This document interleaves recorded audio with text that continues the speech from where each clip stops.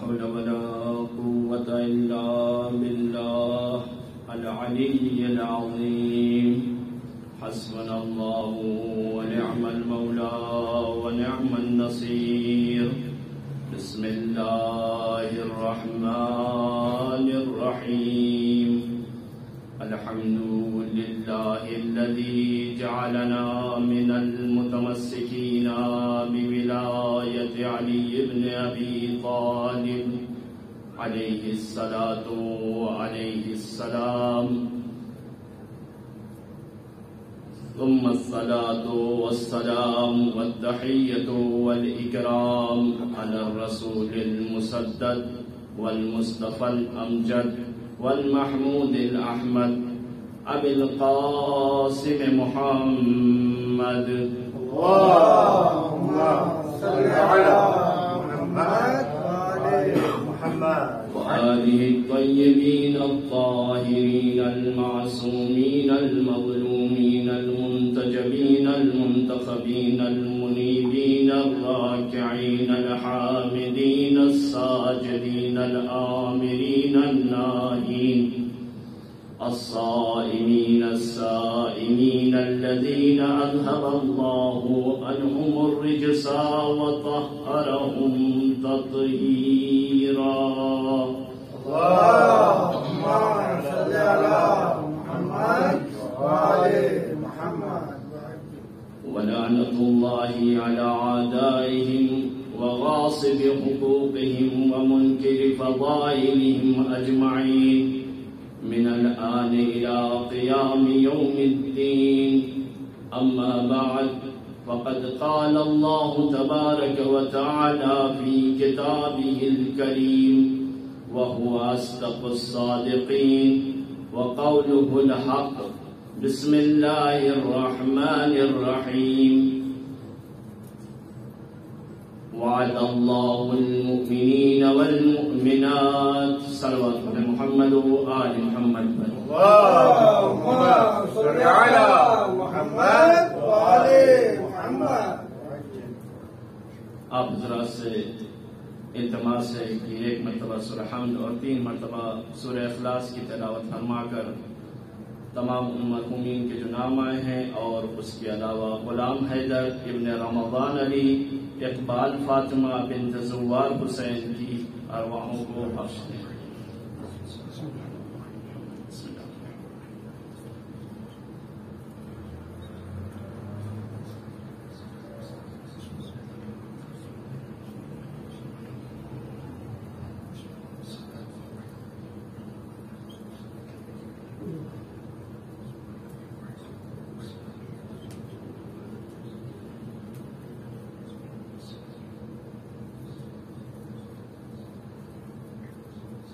اللهم صل على محمد وآل محمد ارباب کرم،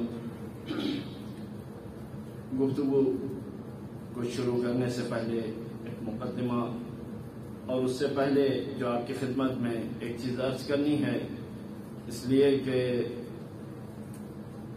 ان مجلسوں کے جو مسلسل آپ سماعت فرما رہے ہیں اور اس مؤسسہ نور الثقلین کے اراکین اور یہاں زحمت کرنے والے برادران جو آپ کے لیے زحمتیں فرما رہے ہیں، اور مرحومین کے ایصال ثواب کی جو مجلس کا سلسلہ ہے وہ انشاءاللہ 12 محرم کے بعد سے پھر شروع کر دیا جائے گا.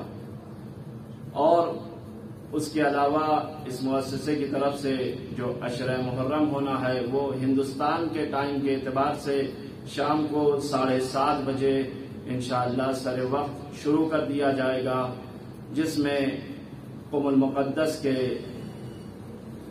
خطبہ اور علماء رونق افروز منبر ہو کر آپ کی سماعت ولائی کو انشاءاللہ آگے بڑھائیں گے اور آپ کی خدمت میں اپنے معروضات سے آپ کے علم میں اضافہ فرمائیں گے. ہم پروردگار عالم سے دعا کرتے ہیں کہ خداوند متعال اس طرح سے زحمت کرنے والوں کی زحمتوں کو اپنی بارگاہ میں قبول فرمائے. یہی ان کا اجر ہے، اس کے علاوہ اور ہمیں کوئی اجر کسی سے نہیں چاہیے. صلوات پڑھ محمد و آل محمد پر. اللهم صل على محمد وآل محمد وعجل. عنوان مقدمہ ایک بات جو کچھ دنوں سے عزاداری کے خلاف آ گئی ہے، اسی سے اپنی گفتگو کو شروع کروں. ابھی آیت کے سلسلے میں گفتگو نہیں کرنی. یہ جو لوگ عزاداری کے سلسلے میں فکر مند ہو رہے ہیں کہ کیسے ہوگی، کون کرے گا، ہم کہاں عزاداری کریں گے، تو عزاداری کا مسئلہ آپ کے اور ہمارے کرنے یا ہمارے آباء و اجداد کے کرنے سے یا آپ کے آباء و اجداد کرنے سے نہیں تھا اور نہ ہوگا، نہ ہماری کوئی بساط ہے نہ ہم اسے کر سکتے ہیں. ایک توفیق ہے جناب سیدہ کی دعاؤں سے جو ہم اس میں شرکت کر رہے ہیں.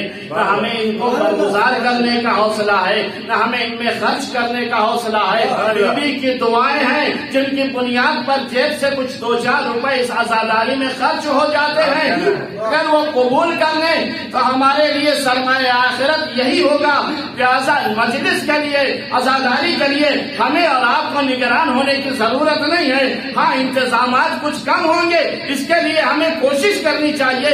ہمیں کسی سے لڑنے کی ضرورت نہیں ہے کہ عزاداری کے سلسلے میں ہم کسی سے لڑنے لگے، عزاداری کے سلسلے میں ہم کسی سے مقابلہ کرنے لگے. نہیں، جو توفیق بی بی نے اس 25-30 سال 50 سال 70 سالوں میں ہم کو دی ہے، وہی توفیق اس سال بھی انشاءاللہ ہمارے نصیب ہوگی، جس کی بنیاد پر ہم اسی طرح عزاداری کریں گے جس طرح سے سالہ گزشتہ میں کرتے آئے ہیں. صلوات پڑھ محمد و آل محمد پر. اللهم صل على محمد وآل محمد. سبحان اللہ سبحان اللہ. یہ ہوئی بیوی کی دعا. اور یہ جو لوگ عزاداری روکنا چاہتے ہیں، کان کھول کر اس بات کو سن لیں. میں یہاں سے اعلان کر رہا ہوں کہ اسے کان کھول کر سن لیں کہ سن لیجئے، نہ آپ حجاج ابن یوسف ثقفی ہو سکتے ہیں، نہ آپ مسلمانوں کے 5ویں خلیفہ ہو سکتے ہیں، نہ آپ مسلمانوں کے خلیفہ یزید بن سکتے ہیں، نہ کسی حکومت کی طرح نہ ہارون الرشید بن سکتے ہیں، نہ مامون بن سکتے ہیں، نہ معتصم بن سکتے ہیں، نہ حجاج ابن یوسف ثقفی بن سکتے ہیں. اس لیے کہ نہ آپ کے پاس اتنا پاور ہے، نہ آپ کے پاس اتنی دولت ہے، نہ آپ کے پاس اتنے افراد ہیں کہ چند گنے چنے قلیل کو، علی ابن ابی طالب کے چاہنے والوں کو اور حسین ابن علی کے ماتمداروں کو آپ مٹا دیں. آپ مٹ جائیں گے، ہم مٹیں گے نہیں. ہمارے مٹنے کا حساب بنا ہی نہیں ہے. ہمیں جو مٹانے کھڑا ہوتا ہے ہم اسے مٹا دیتے ہیں. تاریخ میں صدام مٹ گیا، معتصم مٹ گیا، جو حجاج ابن یوسف ثقفی کا نام کوئی نہیں لینے والا نہیں ہے، لیکن حسین ابن علی کا نام کل بھی لے رہے تھے، آج بھی لے رہے ہیں، آئندہ بھی لے رہے ہیں. صلوات پڑھ محمد و آل محمد پر. اللهم صل على محمد وآل محمد. سبحان اللہ ماشاء اللہ. ہمیں ان حکومتوں سے گھبرانے کی ضرورت نہیں ہے. شاید اس بات کا علم نہیں ہے کہ تم ایک امام باڑہ، ایک حسینیہ، ایک بارگاہ حسینی کو بند کرو گے. اس بند کرنے کے چکر میں تمہیں نہیں پتا کتنے بارگاہ حسینی کھل جائیں گے. ہر گھر کا دروازہ بارگاہ حسینی ہوگا، ہر انسان کا بستر بارگاہ حسینی ہوگے. جس پر وہ لیٹے گا تو حسین کا ماتم کرے گا، اٹھے گا تو حسین کا ماتم کرے گا. جب امام باڑے نہیں جا سکے گا، حسینیہ نہیں جا سکے گا، تو گھر میں بٹھا کر بچوں کو اپنے امام کا غم منائے گا، اس کے بعد نوحہ پڑھے گا، اس کے بعد ماتم کرے گا. تو تم ایک بند کرو گے، 1000 خداوند کھول دے گا. صلوات محمد و آل محمد پر. اللهم صل على محمد وآل محمد. تو فکر مند ہونے کی ضرورت نہیں ہے. یہ ان کے لیے اتنی بات کہنی تھی. اس کے بعد میں ماہ ذی الحجہ کے سلسلے میں کچھ معلومات آپ کی خدمت میں عرض کروں اپنے بچوں کے لیے اور اپنے جوان بھائیوں کے لیے. وہ یہ کہ ماہ ذی الحجہ بہت ہی محترم مہینہ ہے. ایک تو آپ نے سن رکھا ہے ماہ حرام میں سے ہے، لیکن اس کے مناسبات جو ہیں وہ ہمارے جوانوں کو ابھی نہیں معلوم ہے. یہ مہینہ وہ ہے کہ جو اپنی ابتدا کو اس طرح سے رکھتا ہے کہ پہلی تاریخ کو وہ شادی وہ ازدواج انجام پایا کہ جب پروردگار عالم نے اس بات کا اعلان کیا قرآن مجید میں کہ وَخَلَقْنَاكُمْ أَزْوَاجًا، ہم نے تم کو جوڑے دار پیدا کیا، یعنی ہر چیز جوڑے میں۔ تو اب اس میں جو برترین جوڑا تھا، جو سب سے بہترین جوڑا تھا، اس کی شادی کا دن ہے۔ یہ ماہ ذی الحجہ کی ابتدا ہے۔ اس کے بعد جب آپ آگے بڑھیں گے تو 2 اماموں کی شہادت واقع ہوتی ہے، اور اس کے بعد ایک فدائی ولایت کی شہادت واقع ہوتی ہے، یعنی جناب مسلم کی۔ اس کے بعد روز عرفہ اسی مہینے میں پایا جاتا ہے۔ روز عرفہ وہ دن ہے کہ امام نے فرمایا اگر کوئی شخص اس بات کا خیال کرے کہ ماہ مبارک رمضان جیسے پر برکت اور پر رحمت مہینے میں پروردگار کی بارگاہ میں نہیں بخشا گیا ہے، شب قدر میں بھی نہیں بخشا گیا ہے، تو پورے سال میں تقریباً 340 دنوں میں 335 دنوں میں ایک دن معصوم نے ہمیں بتایا وہ روز عرفہ ہے۔ وہ روز عرفہ بھی ذی الحجہ کے مہینے میں ہے۔ اس کے بعد عید قربان کا مہینہ ہے۔ عید قربان عجیب فلسفہ آ گیا ہمارے یہاں کہ بکرا کتنا مہنگا ہو، نہیں بکرا کتنا مہنگا نہیں ہو، دل کتنا صاف ہو۔ بکرا تو بعد میں مہنگا ہوگا، دل کی صفائی ضروری ہے۔ جناب ابراہیم نے اسماعیل کی قربانی نہیں دی، پروردگار نے امتحان کے لیے اپنے خاص بندوں سے کہا تھا ہم تمہاری اولاد کا امتحان لیں گے، تمہارے مال کا امتحان لیں گے۔ جناب ابراہیم نے اولاد کا امتحان دیا، مال کا امتحان دیا، ازواج کا امتحان دیا، ہر امتحان دے کر جناب ابراہیم تو سرخرو ہو کر باہر آ گئے امتحان سے۔ ہمارا کیا حال ہے؟ اس سال اتنے کا خریدا تھا، اگلے سال اور خریدیں گے، اور پیسہ آئے گا اور کا خریدیں گے۔ نہیں، یہ دیکھیں یہ قربانی جو ہم نے دی ہے، یہ قربانی قبول ہوئی یا نہیں قبول ہوئی؟ قربانی پیسہ بڑھانے کا نام نہیں ہے، اس بار 4 بکرے اگلی بار 8 بکرے نہیں، اس کا مطلب قربانی نہیں ہے۔ تو عید قربان جو ہے وہ اسی مہینے میں ہے۔ اس کے بعد آج کا جو دن ہے وہ آج کا دن سورہ حل عطا کے نزول کا دن ہے، سورہ انسان کے نزول کا دن ہے، یعنی 25 ذی الحجہ۔ آج کے دن سورہ انسان نازل ہوا، اور یہ قرآن مجید کے ان چند سوروں میں ہے جو پورا سورہ نازل ہوا۔ کچھ آیتیں نہیں، پورا سورہ حمد کی طرح یہ بھی پورا سورہ، اور سورہ توحید کی طرح سورہ مبارک انسان وہ سورہ ہے کہ جو پورا سورہ قرآن مجید میں پیغمبر کے اوپر نازل ہوا۔ اس کے بعد آیہ تطہیر بھی اسی مہینے میں نازل ہوئی ہے، اور اس کے بعد آیہ مباہلہ ہے، لیکن آیہ تطہیر جو ہے وہ آیہ مباہلہ سے پہلے نازل ہوئی ہے۔ یعنی مورخین نے لکھا ہے کہ اگر حساب کریں اس طرح سے تو صبح کے وقت تقریباً آیہ تطہیر نازل ہوئی ہے، اور ظہر سے نزدیک آیہ مباہلہ نازل ہوئی ہے۔ آیہ تطہیر کے نزول کا سبب کیا ہے؟ ہمارے ہاں مسلسل پڑھی جاتی ہے ہر پنجشنبے کو۔ بعض ہمارے یہاں کی خواتین مومنات جو ہے وہ ہر روز حدیث قصہ پڑھتی ہیں، لیکن اس حدیث قصہ کا مطلب نہیں سمجھتی۔ خدا شاہد ہے کہ یہ حدیث قصہ پڑھنے کے لیے نہیں آئی ہے، یہ میری بات یاد رکھیں۔ یہ حدیث قصہ گھر کے اندر ادب کیسا ہو یہ سکھانے کے لیے آئی ہے۔ اگر ہم اس ادب کو نہیں سیکھ سکتے تو روز پڑھیں تو بھی کوئی فائدہ نہیں، ہفتے میں پڑھیں تب بھی کوئی فائدہ نہیں، ہر گھنٹے پڑھیں تب بھی کوئی فائدہ نہیں۔ آپ حدیث قصہ کو اٹھا کر دیکھ لیں کہ حدیث قصہ میں کیا چیز ہمیں سکھائی گئی ہے۔ صلوات پڑھ محمد و آل محمد پر۔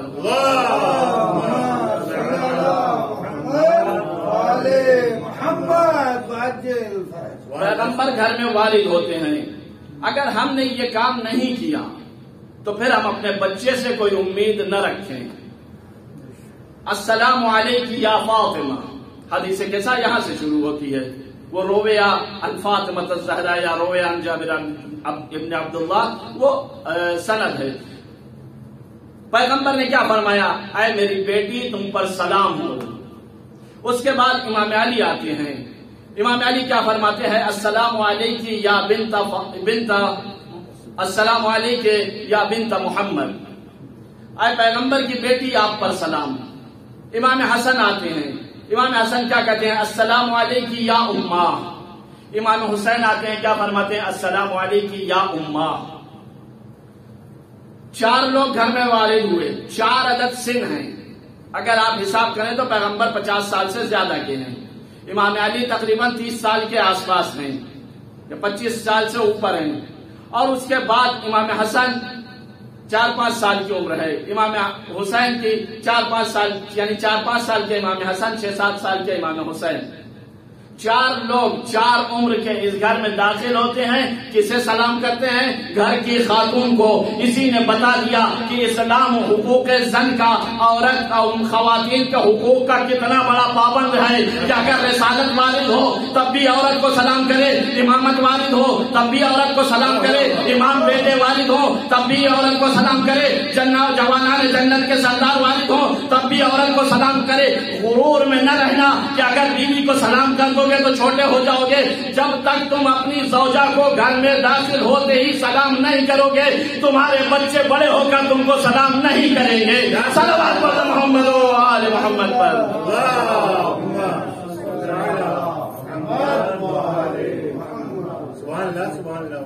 تو حدیث قصہ ہمیں گھر کے اندر کیسا ماحول ہو، کیسی انٹری ہو، جب انٹری کرے تو کیا ہو، یہ بتانے کے لیے یہ حدیث قصہ کا واقعہ ہے۔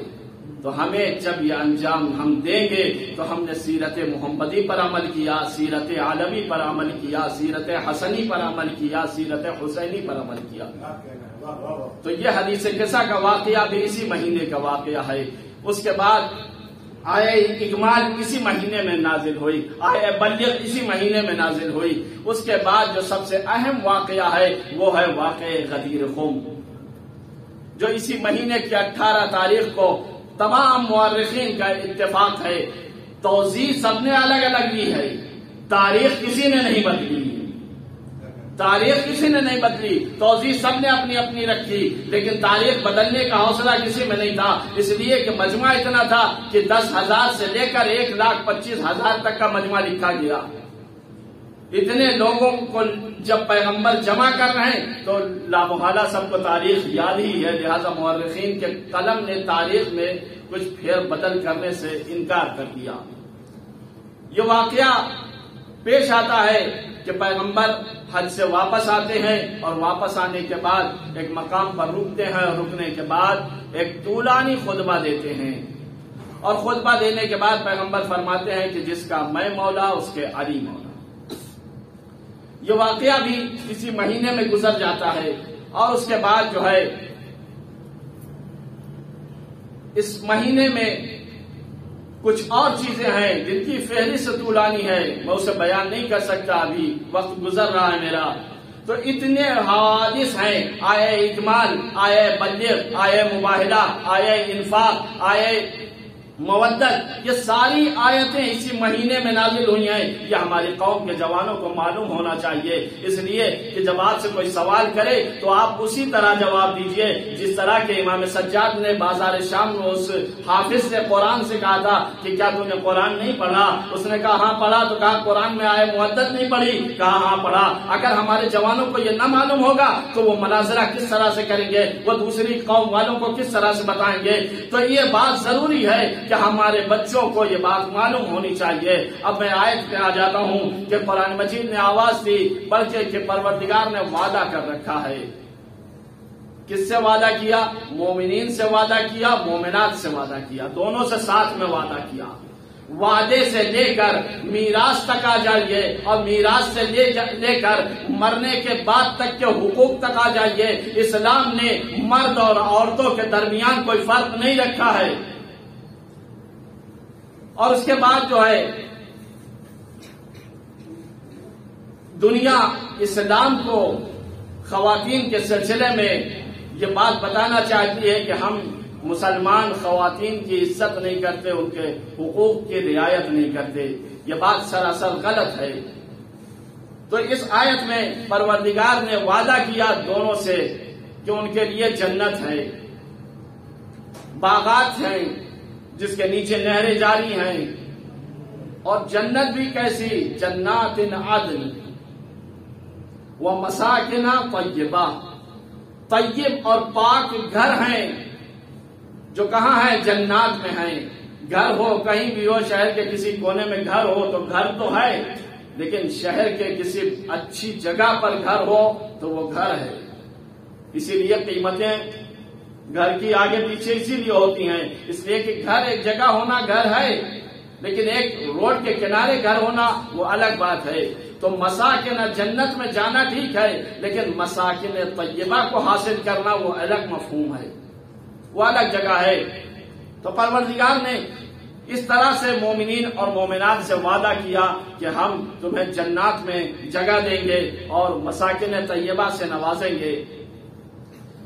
اس کے بعد پروردگار اس آیت میں فرما رہا ہے کہ وَرِضْوَانٌ مِّنَ اللَّهِ أَكْبَرُ ذَلِكَ هُوَ الْفَوْزُ الْعَظِيمُ، کہ اللہ کی رضا جو ہے وہی سب سے بڑی ہے. یعنی کامیابی انسان اگر حاصل کرنا چاہتا ہے تو آخری کامیابی یہ ہے انسان کے لیے کہ وہ رضائے الہی کو حاصل کر لے.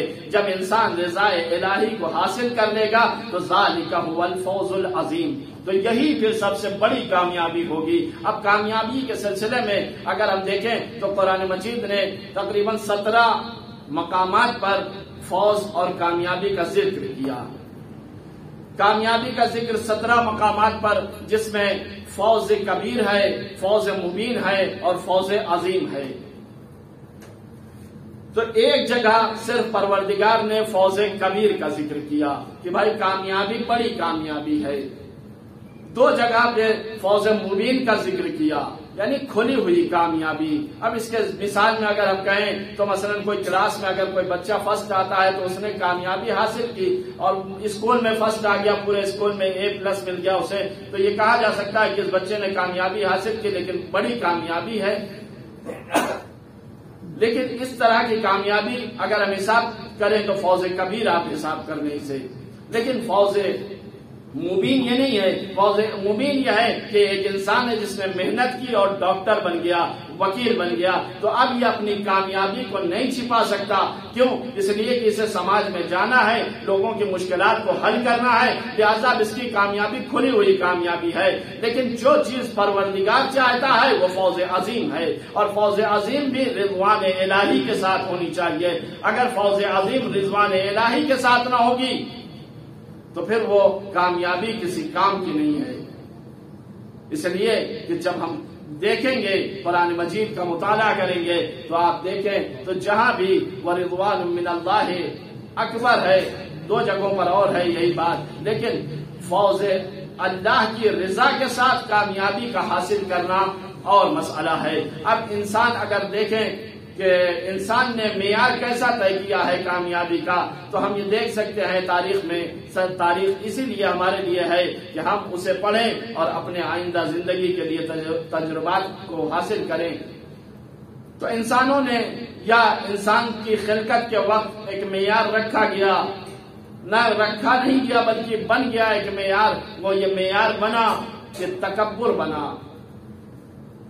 ابلیس نے یہ سمجھا کہ اگر میں تکبر کر لوں تو ہو سکتا ہے قرب الہی مجھے نصیب ہو جائے، میں اللہ سے نزدیک ہو جاؤں، میں کامیاب ہو جاؤں گا. اسی لیے جب پروردگار نے اس سے سوال کیا کہ کیوں تو نے سجدہ نہیں کیا اذ امرتک، جب میں نے تجھے حکم کیا تھا، تو کہنے لگا خلقتنی من طین وخلقتہ من نار وخلقتنی من نار وخلقتہ من طین، کہ مجھے تو نے آگ سے پیدا کیا، اسے مٹی سے پیدا کیا. اب یہ بتائیے کہ اس طرح سے شیطان نے یہ جملے جاری کیے تو اس کا مطلب یہ ہے کہ شیطان نے تکبر اختیار کیا اور اس تکبر کے ذریعے سے چاہ رہا تھا کہ تقرب الہی حاصل ہو جائے، اسے کامیابی نصیب ہو جائے. لیکن اس جملے نے اسے کامیابی کے بجائے کچھ اور اس کے نصیب کیا. پروردگار نے آواز دی فخرج انک رجیم وان علیک لعنتی الی یوم الدین. تو ہم یہ بتائیں کہ اگر پروردگار شیطان کو تکبر کی بنیاد پر اپنی بارگاہ سے نکال دیتا ہے تو وہ رجیم بھی ہو جاتا ہے، اس پر قیامت تک کے لیے لعنت بھی ہو جاتی ہے. تو یہ ایک اصول بن گیا کہ اگر پروردگار کسی کو نکال دے تو وہ رجیم ہو جاتا ہے اور لعنتی ہو جاتا ہے. تو اب اس ایک اصول کو ہم آج دنیا میں اجرا کرتے ہیں، دیکھیں کہاں بات پہنچتی ہے۔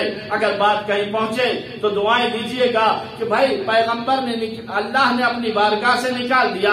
چلے سورہ انفال پڑھتے ہیں، وما رمیت اذ رمیت ولکن اللہ رما۔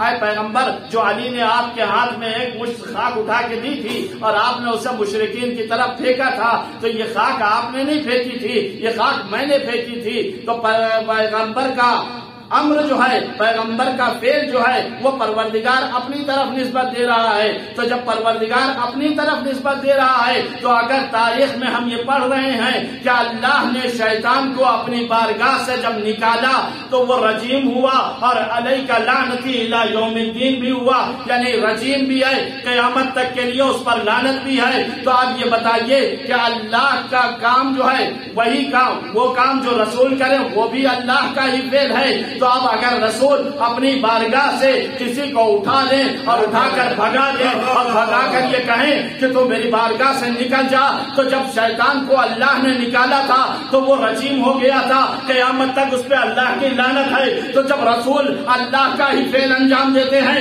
تو رسول اپنی بارگاہ سے جب کسی کو نکالیں گے تو وہ بھی رجیم ہوگا، اس پر بھی قیامت تک کے لیے لعنت ہوگی۔ اب ہمارے لعنت بھیجنے پر اشکال کیوں کرتے ہو؟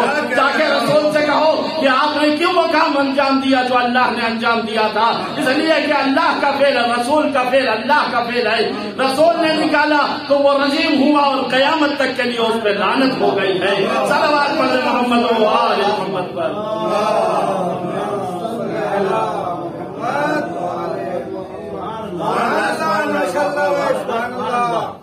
تو تکبر ہمیں اللہ سے نزدیک نہیں کر سکتا۔ دوسرا معیار انسانوں نے چنا وہ یہ کہ مال و دولت اگر ہو تو انسان مقامات حاصل کر سکتا ہے، قرب الہی تک پہنچ سکتا ہے۔ لیکن اب آپ دیکھیں کہ کیا مال و دولت والے قرب الہی تک پہنچے یا نہیں پہنچے؟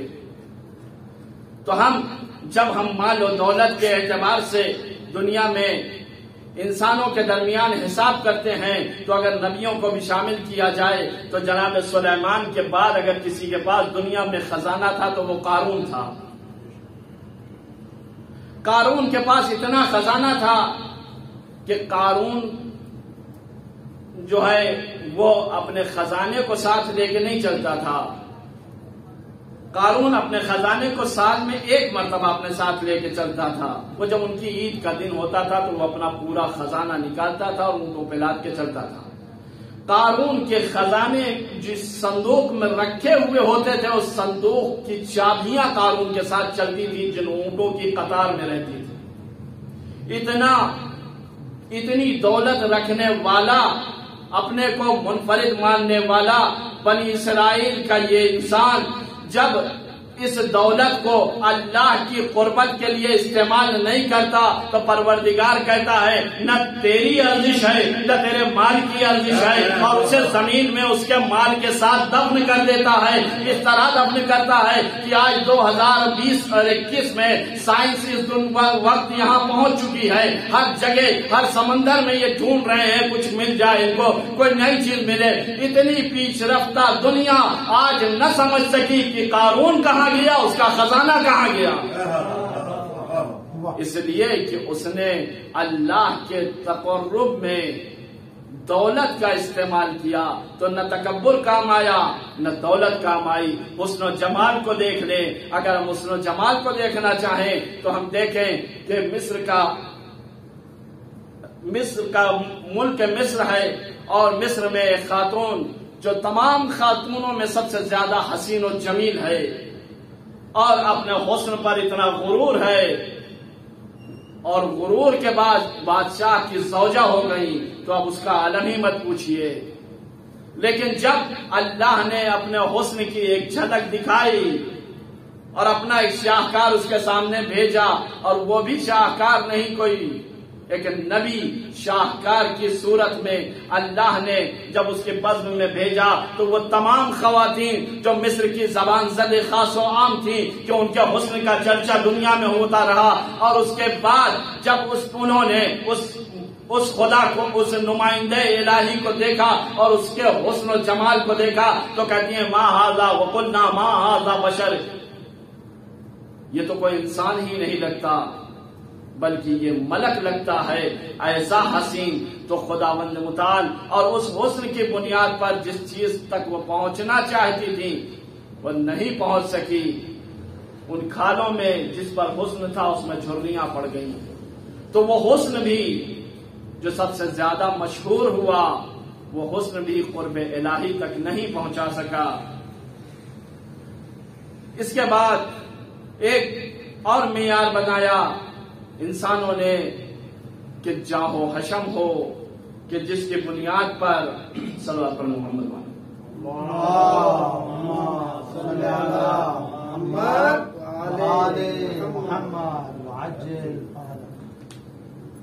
جاہ و حشم ہو، کہ جس کے بنیاد پر انسان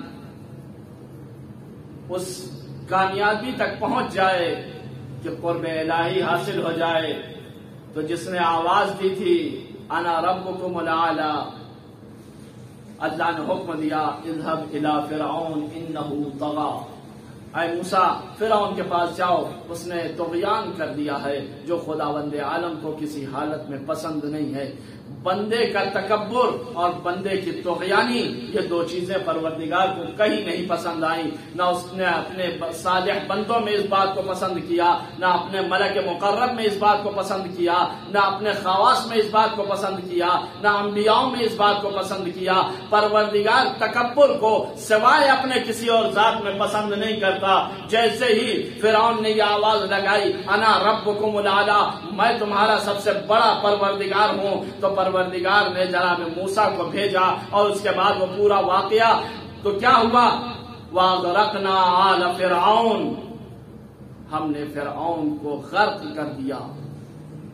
تو بادشاہت جاہ و مقام بھی تقرب نہیں دلا سکے۔ اب ایک آخری چیز بچتی ہے کہ جس کے ذریعے سے کیا انسان تقرب حاصل کر سکتا ہے یا نہیں کر سکتا، وہ یہ ہے کہ انسان بندگان خاص سے الہی سے نزدیک ہو، جسے ولایت کہا جاتا ہے۔ تو اگر ہم ولایت پہ بحث کریں تو دیکھیں کہ کیا ولایت ہمیں قرب الہی دلا سکتی ہے یا نہیں دلا سکتی۔ تو ہم نے جب تاریخ کا مطالعہ کرنا شروع کیا، تاریخ کی گردانی کی، تو ہمیں پتہ چلا کہ ولایت ہی ایک ایسا مسئلہ ہے جو ہمیں تقرب الہی دلوا سکتی ہے، چاہے جس حال میں ہو، چاہے جس شہر میں ہو، چاہے جس قریے میں ہو، چاہے جس قصبے میں ہو، چاہے جس جگہ پر ہو، زمین کے کسی خطے میں ہماری زندگی گزر رہی ہو، لیکن اگر ولایت ہمارے اندر پائی جا رہی ہے اور وہ ولایت اہل بیت یا ولایت علی ابن ابی طالب جو غدیر میں اعلان ہوئی تھی، اگر وہ ہمارے اندر پائی جاتی ہے تو ہم دنیا میں کامیاب ہیں، ہمارے بچے کامیاب ہیں، ہماری نسل کامیاب ہے، ہمارے خاندان کامیاب ہیں، ہمارے بستی والے کامیاب ہیں۔ تو یہ ولایت ہے کون سی؟ چھٹے امام جعفر صادق علیہ السلام فرماتے ہیں ولایتنا ولایت اللہ، ہماری ولایت اللہ کی ولایت ہے۔ اب جو اللہ ہم سے نزدیک ہوگا وہ اللہ سے نزدیک ہوگا، تو اہل بیت کے تقرب کا نتیجہ اللہ کی قربت ہے، اور یہی انسان کی خلقت کا اصل ہدف ہے، جسے حاصل کرنے کے لیے ہمیں اہل بیت سے نزدیک ہونا ہوگا۔ جب ہم اہل بیت سے نزدیک ہو جائیں گے تو ہم اللہ سے نزدیک ہو جائیں گے، جب اللہ سے نزدیکی ہو گئی تو ہم کامیاب ہو گئے۔ وَذَلِكَ فَوْزُ الْعَظِيمُ، جس کا اعلان کیا پروردگار نے وہ ہمیں حاصل ہو جائے گی۔ صلوات پر محمد و آل محمد پر۔ اللهم صل على محمد وآل محمد۔ سبحان اللہ، ماشاء اللہ، سبحان اللہ، سبحان اللہ۔ لیکن اب دیکھیں آپ تو یہ ولایت اتنی آسان نہیں ہے۔ جو ولایت سے جتنا نزدیک ہوتا ہے وہ اتنی زیادہ اذیتوں میں مبتلا ہوتا ہے۔ آپ جتنی نزدیکی اختیار کریں گے ولایت کی اتنا زیادہ آپ کو مشکلیں اٹھانی پڑیں گی۔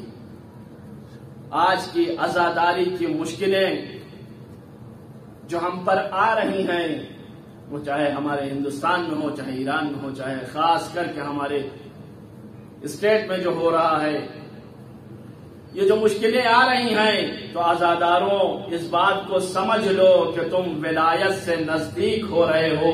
یہ پریشانیاں اس بات کا ثبوت ہیں کہ ہم ولایت سے نزدیک ہو رہے ہیں، ہم حسین سے قریب ہوتے جا رہے ہیں، ہمارا شمار اہل بیت کے احباب میں ہونے لگا ہے۔ اس لیے کہ جب تک مصیبتیں نہ آئیں، کوئی مصیبت کے بغیر کوئی پہچانا اور پرکھا نہیں جاتا۔ اب اس مصیبت میں جس حال میں تم عزاداری مناؤ گے جناب سیدہ قبول فرمائیں گی۔ تو یہ مصیبتوں کا آنا، یہ کسی کا بیان آنا، کوئی بھی مقامات میں سے ہو کسی کا بیان آنا، یہ ایک مشکل ہے۔ اس سے ہمیں سمجھوتا کرنا ہے، اس سے ہمیں ڈرنا ہے، چاہے جس طرح سے ممکن ہو۔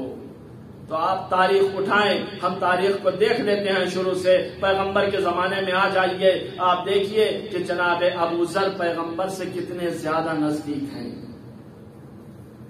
کیا مصیبت اٹھانی پڑی؟ روضہ جانا پڑا۔ آپ امام علی کے زمانے میں آ جائیے، دیکھیے میثم پیغمبر سے امام علی سے کتنا نزدیک ہے، کیا مشکل ہوئی؟ زبان کاٹ دی گئی۔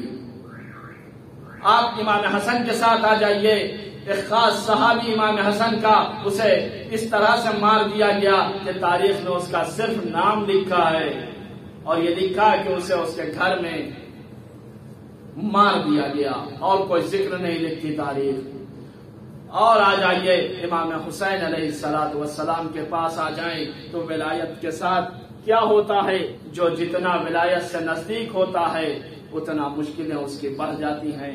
مسلم کو امام حسین علیہ السلام نے لکھا ہوا خط دے کے بھیجا تھا، ھذا اخی و موثقی، یہ میرا بھائی ہے اور مورد اعتماد ہے۔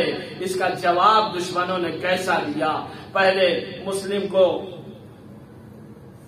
قید کیا گیا، اور قید کرنے کے بعد حاکم کے سامنے پیش کیا گیا، اور پھر حاکم نے زخمی کیا، اور اس کے بعد حکم دیا کہ انہیں دارالامانہ پر لے جا کر اوپر سے پھینک دیا جائے، سر و تن میں جدائی کر دی جائے۔ مسلم کے سر و تن میں جدائی ہو گئی۔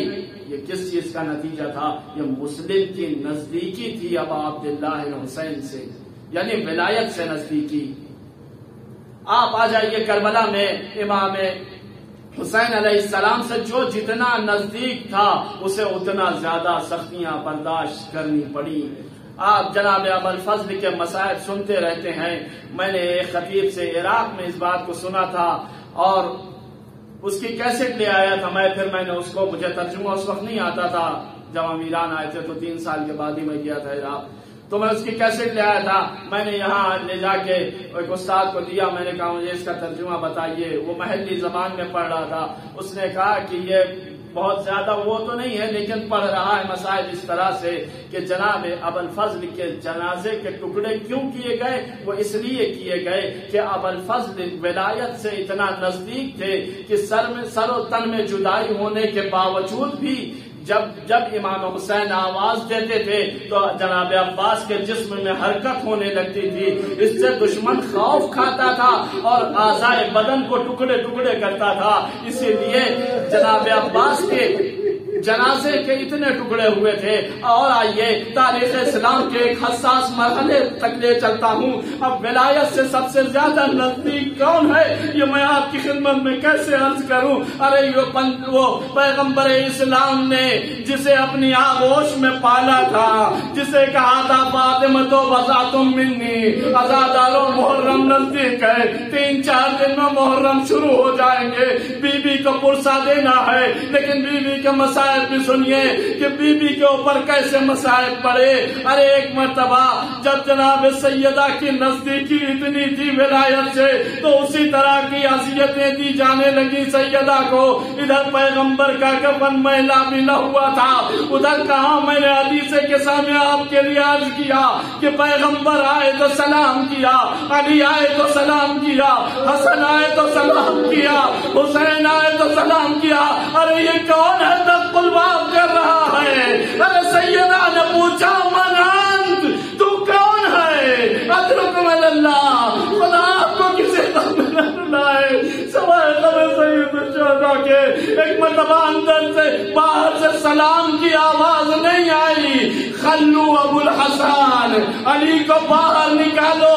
بی بی نے کہا اس گھر میں چھوٹے چھوٹے بچے ہیں، کہا ہوا کرے ہماری صحت میں کوئی اثر نہیں پڑتا ہے، ہماری صحت میں کوئی اثر نہیں پڑتا، ہمیں ابو الحسن چاہیے. علی کو گھر سے باہر نکالو. ابھی اس اسنا میں استاد رضوانی لکھتے ہیں کہ میری تحقیق کے مطابق بس یہی گفتگو ہو رہی تھی کہ کسی شقی نے دروازے میں آگ لگا دی، دروازہ سلگنے لگا. پھر کسی نے آواز دی قنفذ کیا دن میں ہی یہ آگ لگا دے. قنفذ نے آگ لگائی، ادھر آگ لگی، ادھر کسی شقی نے، اس ملعون ابن ملعون نے دنیا کی لعنت اس شخص پر کہ جس نے دروازے میں لات ماری، ادھر دروازے پہ لات پڑی، ادھر آواز آئی یا مہدی ادرکنی، اے میرے بیٹے مہدی میری مدد کرو. فضا دوڑی، جناب سیدہ نے کہا یا فضا خذینی، اے فضا مجھے سنبھالو. اب جو واقع ہوا تو جناب سیدہ نے کہا اینا ابو الحسن. جناب فضا نے کہا اے بی بی ابو الحسن کو مسجد میں لے گئے. بی بی نے سر پہ چادر رکھی، مسجد میں تشریف لائی. ایک مرتبہ آواز دیتی ہے مسجد میں رہنے والوں یہ بتاؤ کہ تم ابو الحسن کو چھوڑتے ہو یا میں اپنے سر کے بال بکھرا دوں گی. سلمان بلند ہوئے، جلدی سے بی بی کے پاس پہنچے. بی بی مولا کا حکم ہے بددعا نہ کریے گا. سلمان نے آواز دی اے خلیفہ وقت، کیا تو نے پیغمبر کے منہ سے یہ نہیں سنا تھا کہ اگر سیدہ کبھی بالوں کو کھول دیں گی تو قیامت آ جائے گی. خلیفہ نے علی کو چھوڑ دیا. علی نے زہرا نے کمر بندے علی کو تھاما، گھر میں لے آئی. ارے بی بی بڑی خوش نصیب ہے، ارے ولایت کا دفاع کرنے گئی تو اپنے ولی کو پرچنگ کرنے آئی، گھر میں سالم لے آئی. سینا کربلا کا میدان آواز دیتی رہی یبن سعد و سعد کے بچے تو کھڑا دیکھ رہا ہے اور میرا ماجا ذبح ہو رہا ہے. ولعنت اللہ علی القوم الظالمین رضا بقضائه وتسلیما لامره انا للہ وانا الیہ راجعون. پروردگار تجھ واسطہ ہے، ہمارے جناب سیدہ کا واسطہ ہمارے اس خلیل سے عمل قبول فرما. پروردگار تجھے سورہ انسان جو آج کے دن نازل ہوئی ہے، اس سورہ انسان کا اور اس میں ذکر ہوئی برکات کا واسطہ اس منحوس وائرس کو اور خصوصاً تمام طلاب جو قم میں موجود ہیں ان کے متعلقین یا جو ہمارے برادران ہندوستان میں رکے ہوئے ہیں ان کے واپس آنے کے وسیلے فراہم فرما. پروردگار اگر حاضرین میں یا سننے والوں میں یا دیکھنے والوں میں اگر کوئی مریض ہے اور ان کے متعلقین میں سے کوئی مریض ہے تو انہیں شفاء عاجل و کامل عطا فرما. پروردگار تجھے واسطہ ہے ہمارے جوانوں کے روزی روزگار میں برکت عطا فرما. جن مومنین کے کاروبار ختم ہو گئے ہیں پروردگار ان کو اتنی توفیق عطا فرما کہ وہ دوبارہ برسر کار آئیں اور اپنے خانوادے کے لیے رزق حلال تلاش کر سکیں. پروردگار تجھے واسطہ ہے محمد و آل محمد کا اور جناب سیدہ کے شکستہ پہلوؤں کا واسطہ امام زمانہ کے ظہور میں تعجیل فرما اور ہمیں ان کے اعوان و انصار میں شمار فرما. ربنا تقبل منا انک انت السمیع العلیم.